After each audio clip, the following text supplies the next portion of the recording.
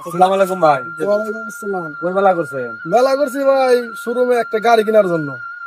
ভাই তাহলে ইনশাল্লাহ কন, যে কোনো কাজ করার আগে ইনশাল্লাহ বলতে হয়। ইনশাল্লাহ বলবো কেন, পকেটে টাকা আছে, শোরুমে গাড়ি আছে, আমি যাবো টাকা দিয়ে গাড়িটা কিনে নিয়ে আসা বলবো। যে কোনো কাজের আগে আগে ভাই ইনশাল্লাহ বললে আল্লাহ পাক বরকত দেয়। আসসালামাইকুম। ওয়ালাইকুম আসসালাম ভাই। এখন 90,000 টাকা দেন। ভাই আপনার কতটা থাক, আমার কতটা থাক, গাড়িটা 80,000 টাকা দিন। না ভাই, আপনার কাছে আমার কাছে 90,000 টাকা দেন। ভাই টাকা দেন। না ভাই টাকা দিতে হবে না। কোনো দাম বলছে টাকা, আর আমি তো টাকা নিয়ে আসছি।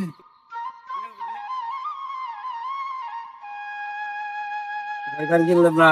ইনশাল্লাহ বাজারে গেলাম, ইনশাল্লাহ গাড়ির দাম বললাম, ইনশাল্লাহ গাড়ির দাম বললো, ইনশাল্লাহ এখন পকেটে হাত দিছি, টাকা নাই, এখন ইনশাল্লাহ বাড়িতে চলছি। ইনশাল্লাহ এখন এতবার না কইয়া তখন যদি একবার কইতেন যে ইনশাল্লাহ গাড়ি কিনতে যাইতেছি, তাহলে আল্লাহর রহমতে গাড়ি কেনা হয়ে যেত। এই কারণে কোনো কাজ করার আগে ইনশাল্লাহ বলতে হয়।